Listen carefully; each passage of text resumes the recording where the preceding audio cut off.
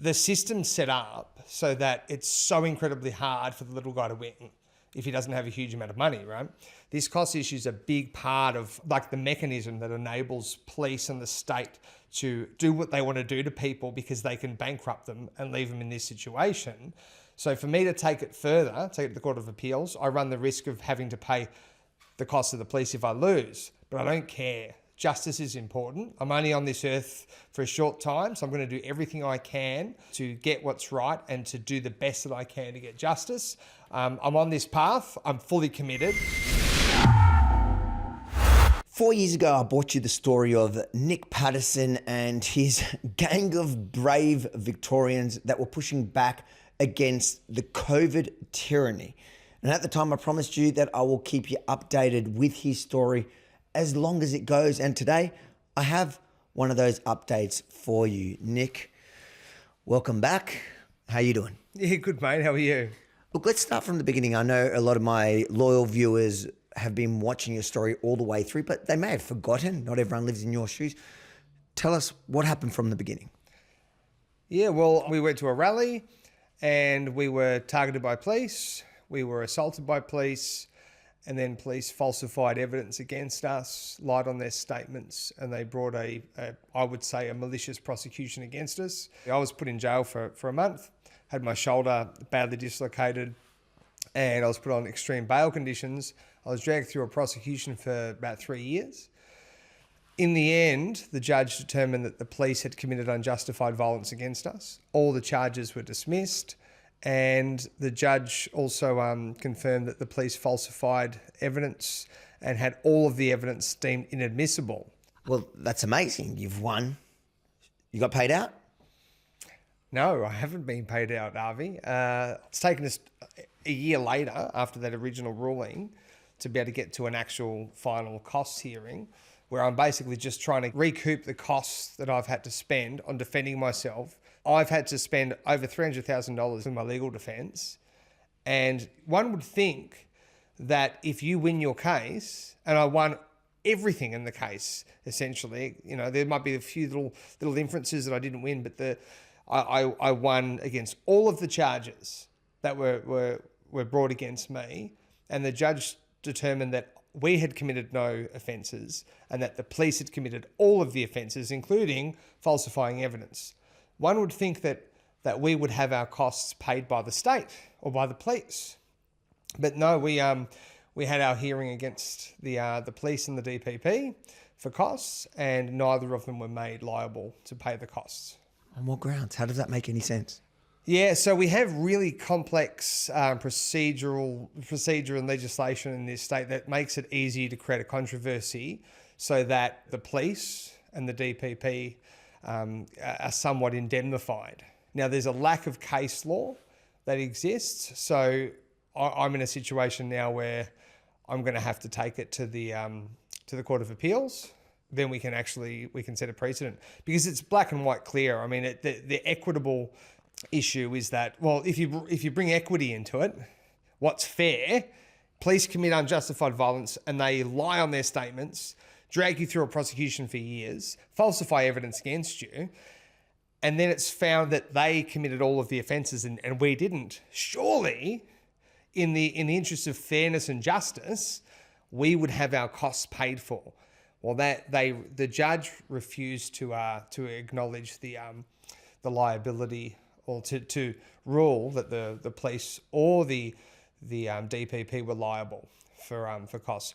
Also, the prosecution that took the case, they have an obligation to look through all of the evidence and to decide whether or not we should prosecute this guy. And they decided to prosecute me. Now, either they didn't look at the footage and the evidence, or I think they deliberately just decided to prosecute me because obviously I was being a political dissident. Either way, I should be being paid costs because our family's been brought to complete financial ruin for the purposes of justice. And, you know, this is where I'm at the moment. So I need to raise some money to be able to run an appeal. I've got 28 days to do that. So I'm going to have a good solid crack at that. I'm confident that if you take it to the Supreme Court, which in the Supreme Court, they do look at equity, what's fair, I'm confident that we'll get a ruling because there's nothing there's no case law that's specific to our situation.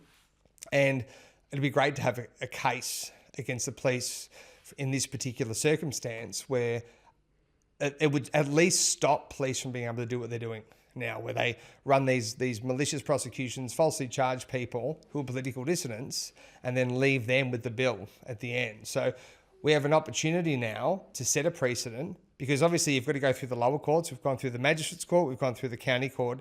Now, all of that's been done. So now we're at the place where we can actually set a precedent in the higher court.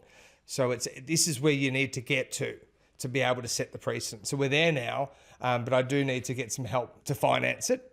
It's not going to cost that much, I don't think, but I've put everything I can into it. If anyone wants to help, I've got a donation page, fightcorruptpolice.com. If you can, $5, $10, anything. I just need what I can get to be able to take this further, because we are on the cusp of setting a big precedent against the power of the state and the police and the prosecution, being the DPP, in maliciously prosecuting people who are politically opposed to the government. Now, I know a lot of the viewers watching this are going to say, yes, 100%, that's the minimum, and we want to support you in doing that. But they want to see more than that. They want to see you not just get your costs paid, they want you to be paid out and for those police officers to be held accountable. Is there, win or lose your appeal, hopefully win, is that the end of it? Or have you got something else also planned for more justice? Yeah, so I have a civil case going at the moment against the police. So we're suing them.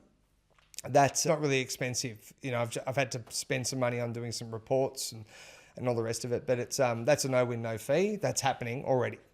That's time sensitive. So I have to do that now. Otherwise you get statute barred. You get like 3 years from the date to commence those proceedings. And we did a year ago. So we're going through that process as well. Then there's the issue of criminal liability for the police, because I've been in contact with IBAC back and forth. I've been pushing them to commence some sort of action against those police that committed those offences against us. Nothing's happened. It's as though they either don't have the resources to prosecute the police, or they've just been told not to, or they just refuse to. So ultimately, I'll probably have to commence criminal proceedings against the police myself later. There's no statute of limitations on criminal offences, so I can do that anytime. So I just need to get the time-sensitive issues out first. One of them will be the costs and the civil case against the police. Once that's done, then I can look at doing a criminal prosecution against the police, which I don't think that'll be too hard. I think that we'll be able to get a lot of support for that, but I need to do the other ones first. All right, mate. Thank you so much for the update. And as I promised the viewers, we'll continue to do so as long as this takes, both on the civil, the cost order, and even any private criminal prosecution you run. We're here till the end. If you think Nick's story is still as important as I do, make sure to like, comment, share it far and wide, and then go check out his website at fightcorruptpolice.com, because the truth is, Nick, you're the only one really taking a risk here. You lose it, you're going to cop another cost order, or a cost order, your first cost order, and it won't change any legislation because the process is already the punishment, and the police never seem to have to pay costs. But if you win it, we all win, because it takes away that process is the punishment. It means police have to think twice before bringing political cases ahead. So check out his website and then head to followrv.com. Make sure to join the mailing list, follow me across all socials so you never miss an update about Nick's story and everything else important down under. followrv.com.